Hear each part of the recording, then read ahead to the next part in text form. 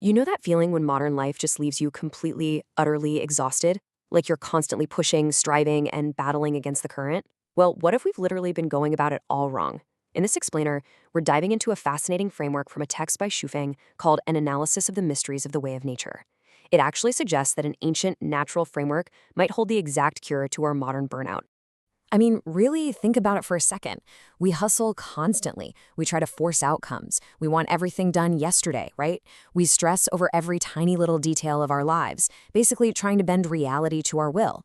But today, we're going to explore how aligning with what Shufeng calls the 8 mysteries of the Tao aims to alleviate all these self-inflicted anxieties.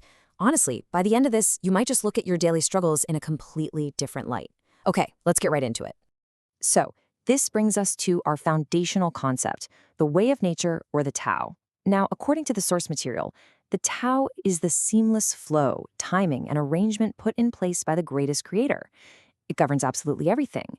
We're talking the birth, growth, punishment, and destruction of all things. And this isn't just a set of polite suggestions. The text presents the way of nature as a system operating on 8 unchangeable laws. They are structural rules of reality. And the core argument here, violating these rules is exactly what leads to our suffering. When we suffer, it's simply because we are totally out of sync with this natural flow. To break this all down, here's our roadmap for today. We'll be looking at Pillar 1, the rules of timing, then Pillar 2, the law of action, and finally, Pillar 3, your cosmic life script. All right, let's jump right into Pillar 1, the rules of timing. We're going to look at patience, seasons, and natural rhythms. The text uses this absolutely fascinating metaphor here. It says that every single wish you hold in your heart is actually like a pregnancy. And just like a pregnancy, it has a strict, set delivery time that you literally cannot bypass. This delivery time corresponds directly to the size of your wish. Say your wish is just to grab a cup of coffee. Well, that pregnancy is pretty short, right? It delivers in minutes or hours. But what if your wish is to own a luxurious villa? That delivery might take years, maybe even decades. The source even notes that if your ultimate goal is to reach the kingdom of heaven, you're going to need to wait your entire life for that delivery. The big takeaway here is, do not be in a hurry. You simply cannot force a massive wish to be born prematurely. Building on that exact idea, Mystery 2 maps the 4 seasons directly to our age groups. The fundamental rule is sow in spring, cultivate in summer, harvest in autumn, and store in winter. The source warns us that we absolutely must respect this timing sequence and never, ever mess with the order. Childhood? That's spring. It's a time to play. The teenage years are summer, which is a time to learn. If you try to reverse this sequence, like forcing a child into rigorous study when they really should just be out playing, or making a teenager enter the harsh labor force way too early, you're directly violating the Tao. You're basically trying to plant seeds in the dead of winter or harvest crops in the spring. And that, naturally, just leads straight to failure and total exhaustion. Wrapping up our timing rules, we have Mystery 6, and it's captured so perfectly in this quote. Channels form where water flows, melons' pedicels fall when their fruit ripens. It's such a profound reminder to maintain your calmness and your patience. Stop rushing for success. The source tells us that if you just put your head down and work hard without constantly forcing the outcome, what you want is going to come to you naturally. Now, if you don't put in the effort, your goals will just meet a premature end and you'll be left empty-handed. But if you do the work, the fruit will naturally drop right when it is perfectly ripe. Moving right along to Pillar 2, the law of action. Let's explore focus, karma, and accountability. Mystery 3 reveals the immense, almost magical power of concentration. The source states that rubbing ropes against wooden boards will eventually cut right into them, and dripping water onto stones will literally wear them down. What this means for us in practice is that absolute, undivided focus on a single phenomenon or task is eventually going to lead to a breakthrough.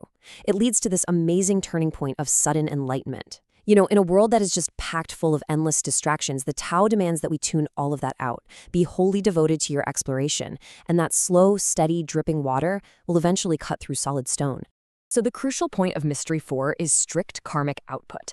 Think of it as the ultimate law of accountability. The text says you reap melon from melon seeds and you reap beans from bean seeds. There are 0 exceptions here. If you sow beauty, you are definitively going to reap beauty. If you sow ugliness, well, you get ugliness. The text argues that this dictates your future entirely. Plant evil and you go to hell, plant goodness and you go to heaven. You are constantly planting the seeds of your future right this very second, so you really have to choose them with absolute precision. And you're going to want to choose those seeds carefully because of Mystery 5, which introduces this slightly intense concept of heaven's eyes. The text states that all merits and demerits must be examined, and rewards and punishments must be executed. Nothing, no words, no deeds can escape these eyes. Because your actions are constantly under examination, the real-world application here is that you're essentially walking a tightrope. You have to move through life incredibly deliberately. You can't be too cowardly, but you also can't be too tough. You are always, always accountable. Finally, we reach Pillar 3, your cosmic life script. Let's look at inner nature and the ultimate acceptance. Mystery 7 explains that simply following your nature is the most direct path to the Tao. Our specific nature is actually a cosmic gift. To align with the Tao, you just have to look at the entity you are and perform your cosmic task. If you're a cat, your job is just to catch mice. If you're a mouse, you dig holes and steal grain. A flower blooms, a cow eats grass. Just doing this is fully in keeping with the Tao. So how do we actually apply this? Well, the source advises that when you're faced with a choice, like should I go east or west, choose option A or option B, you have to listen to your inner voice. Listen to your innermost drive. Because that loudest driving force inside you, that's actually the Tao speaking directly through your specific nature. And this brings us perfectly to Mystery 8, which honestly might be the most challenging one for our modern mindset to grasp. Mystery 8 dictates that the Tao manages absolutely everything, and your role has already been completely predetermined in a cosmic life script. The source is super direct about this. It says, if the script determines that you're a thief, you're never going to be a professor. If you're scripted as a villain, you simply cannot be a good person. It's like no matter how much we try to cultivate or educate a cucumber, it is never ever going to turn into a tomato. The source insists that the specific people being sought after, referred to as the Lifechanyuan celestials, must have an innate nature. It's not something that can be taught. Your role is your role. When those major turning points arrive, you can't hide from them, and the text basically says praying to gods for a different role is ultimately totally useless. Now, what's really fascinating here is the direct, radical application of this entire philosophy.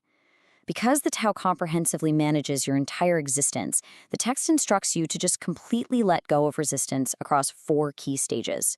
First, because your birth is arranged by the Tao, you need to stop trying to change yourself and absolutely stop trying to change others. Second, because your growth is arranged by the Tao, stop worrying, stop desperately trying to find relationships or wealthy backers just to get ahead. Third, when punishment inevitably comes, because remember, that too is arranged by the Tao and rooted in exactly what you've sown, do not hide and do not complain. And finally, because destruction is arranged by the Tao, when it comes, you should honestly just smile and go with the wind. It's all about complete and total surrender to the flow. Which brings us to the very end of our explainer today. The text concludes with this incredibly powerful assertion. If you look at all the bad phenomena happening in today's society, and if you take an honest stock of your own past and current situations, you're going to find a common denominator. The text asks you to look critically at your own life and consider this. Are your current hardships, your utter exhaustion, and your rough experiences simply the result of you fighting the way of nature? According to this philosophy, recognizing exactly where you're resisting the Tao, whether you're rushing your timeline, planting the wrong seeds, or trying your hardest to be a tomato when you're very clearly a cucumber, that realization is the very first step to finding profound peace. Thank you so much for joining me for this explainer. I'm going to leave you to reflect on your own cosmic script.